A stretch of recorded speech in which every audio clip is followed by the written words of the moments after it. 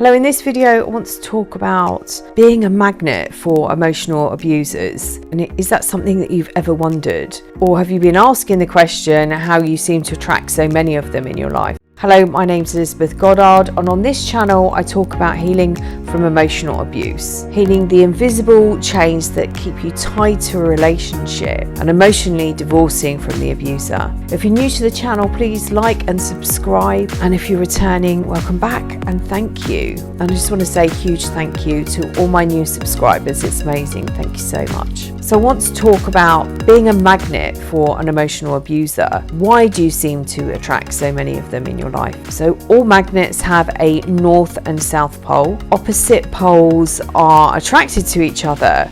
So while the same poles seem to repel, the only thing on Earth that manages to exert control over another object without actually touching it is a statement about magnets. However, that could equally be true about an emotional abuser or a narcissist. And maybe this is why you're thinking that you are the magnet. So opposites attract, so the north to the south connection. If you turn one around and you try and put two norths together or two souths together, you get a repulsion. They move away from each other. So when people wonder if they're a magnet for emotional abuse, what do they really mean? Why is it that you appear to attract so many people? And what is this magnetic attraction? And finally, in the video, I want to give you some tips on how to repel the abuser. So as I said, the only thing on Earth that manages to exert control over another object without actually touching it is a magnet. And yet equally that could be said about the emotional abuser. They exert control over another person without actually touching them, and they do this emotionally. So is this why you think that you're a magnet? You might have heard people just being described as having a magnetic personality, or they're a money magnet or a dirt magnet. These are just sayings. So why would someone believe that they might have a sign over their head or on their forehead saying that they attract bad people or bad relationships? Emotionally abusive people or disordered people have one aim, and their first question is, what's in this for me? They have an internal guidance or perhaps a way of quickly identifying the worth of a person. And a bit like a jeweler who can pick up a diamond and scan it very quickly and have an idea of its worth by the weight and the colour. An abuser can do the same thing. So the jeweler might then use an eyepiece to study the diamond. They'll usually have a rough idea of the quality and whether it's worth their time investigating further. Again, the emotional abuser can do the same thing. So is it that you are the south to their north, or the other way round? Or have they actually spotted you, and by a process of elimination they've decided that you'll fit nicely into their life and provide them with a certain type of attention that's missing? A bit like going for a job interview or taking part in a personality quiz or an audition for a part. They can very quickly establish what role you'll be suitable for in their life or on their stage. Are you suitable material for the role of leading lady or man? Perhaps they will see you as their secondary source of supply. So your role might be slightly lesser than the leading actor, but still relatively important. This isn't about your north attracting their south. This is about quality. The positive pole commonly refers to the north pole because that's where the field lines start. You aren't attracting them like a moth is attracted to a flame, but you're not repelling them. And they are the master manipulator, and they know how and what to say. They will understand who you are, and if they think you're worth their effort, they will invest their time in you. We know a magnet attracts, and there are so many sayings. So if you put the phrase, I'm a magnet, in a search engine, it comes up with, I'm a magnet for miracles, I'm a magnet for success and money. And when I tried it, I'm a magnet for narcissist was the 6th most searched phrase. Why do we think we're magnets? It's all to do with association, like opposites attract.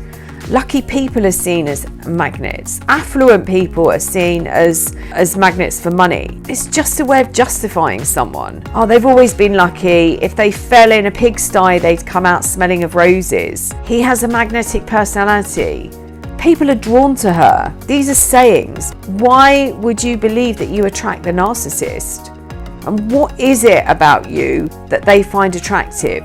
And if you look at the traits of a narcissist, they're grandiose with a sense of self-importance. They live in a fantasy world. They need constant praise and admiration. They exploit others without guilt and shame. They are bullies. They belittle other people. You might be empathic. Emotion researchers define empathy as the ability to sense other people's emotions, and then coupled with this, the ability to imagine what someone else might be thinking or feeling.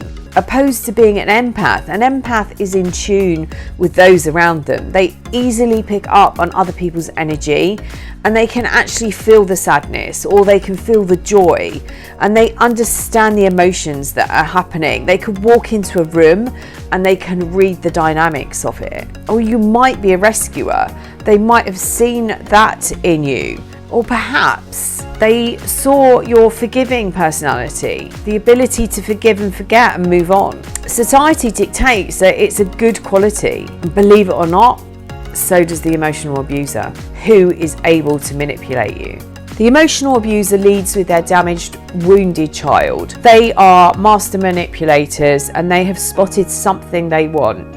And it might be a better understanding of empathy or attention. They have a plethora of stories, and they can bathe in the attention that the empath will show or shower upon them, or they will play to the rescuer's needs, who can then don their superhero cape and fight the evil in the world that surrounds the abuser. Because remember, they are so very good at playing the victim. Remember all the stories they told you, their awful childhood, their crazy exes. Or perhaps during their interrogation of you, they discovered how forgiving you were. They heard the stories where you'd had your heart trampled over and you forgave. The partner who stole your money, the partner who cheated on you until you realised that that wasn't going to change, or they ran off with your best friend. When you meet the emotional abuser, it's like taking part in a quiz or an interview. They know exactly who they're looking for and what role they need to fill in their world. They might have space in the afternoon on a Wednesday that they need to fill. And as they move throughout their day or throughout dating websites, they come across you. You believe you attracted them because you must have a beacon attached to your forehead saying, "Here I am, ready and waiting to be abused," or that you are a magnet to them. You unwittingly filled in an application form and you ticked all the right boxes. How do some people repel them? At some point during your early childhood, you experienced some form of trauma and you have lower or malleable boundaries. When someone breaks down a boundary, you excuse their behaviour. When others are saying to you, "This isn't right, the way they're treating you," or "Are you okay with this?" you defend their behaviour and you explain about their bad childhood. This isn't unfamiliar to you. That is why you attracted them, as you've experienced this before. And you were trained at a young age this was okay. So I have some tips. The first one's really important. I mean, really important. And that is discovering and healing the original wound. This is where it first started, and it was probably before the age of about 7 or 8. And another really, really important element is listening to and trusting your intuition. If you are an empath, you will have an inner knowing, and you might get a flash of insight or an understanding, and then they may have used gaslighting to convince you to turn your intuition off. You are not a magnet for this. You might be more susceptible to it or to this type of person because you feel their pain. You might understand what it's like for them and their story. Remember, they are broken. They experience some form of trauma in their childhood and they lead with this wound. But unlike you, they've chosen a different route. Their damaged inner child decided it was never going to experience this trauma again, and they abandon themselves, and they do everything in their power not to experience abandonment, which includes hurting a lot of people. They are projectors, and they may have projected all their broken parts onto you. So you might be carrying around wounds that are not even yours. You need to really check that out. Emotional wounds are dangerous and they need to heal just like you would heal a cut or a broken bone. Because they're not visible, it doesn't make them any less important. Presenting with their damaged inner child, they may have connected with your rescuer and actually you became one of their enablers. You may have lived in a tribe where the parents or the adults were self-absorbed and their needs outweighed those of the children. And there's a difference. I heard this saying this morning, and it's fighting for people we love versus fighting with people for love. And I will put the link to that video below. Fighting for people we love versus fighting with people for love. And you might have discovered that in your relationship. All you did was fight for love. Perhaps the attraction was your forgiving nature, and they see this as an opportunity to do anything they like, knowing that they will always get away with it. It boosts them up, knowing the power and the control they have over you. And forgiveness to them is like a validation. They aren't as awful after all. So forgiveness in these relationships is self-destructive, as they either get better at hiding it or the abuse gets worse. And eventually at the end of the relationship, they don't even bother hiding it because you're not even worth the effort. You know, there were times when your intuition said, that isn't right, or it didn't feel right, but you overrode that feeling. Or you challenged them and they told you that you were too sensitive or you misunderstood a situation. That is gaslighting, not magnetism. If you were the victim of emotional or narcissistic abuse, you very likely experienced this behavior or type of behavior growing up. You didn't see it as abuse because on some level it wasn't on your radar as abusive.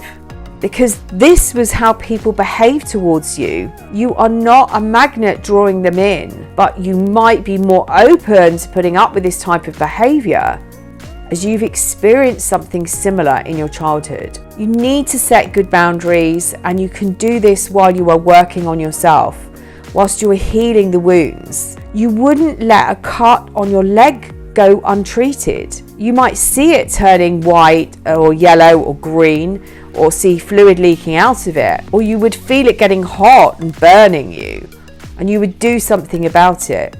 And yet we ignore these emotional wounds. The place to start is where it's hurting, and then tracking it back. And the key to setting and keeping strong boundaries is healing the very original wound. I hope you found this helpful.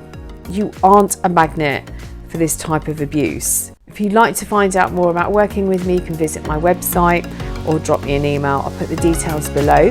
I will also put in the description box below the links to both my books, Finding Lily and the A to Z of Emotional Abuse. Please don't forget to like and share and subscribe to the channel. I'm sending you loads and loads and loads of love.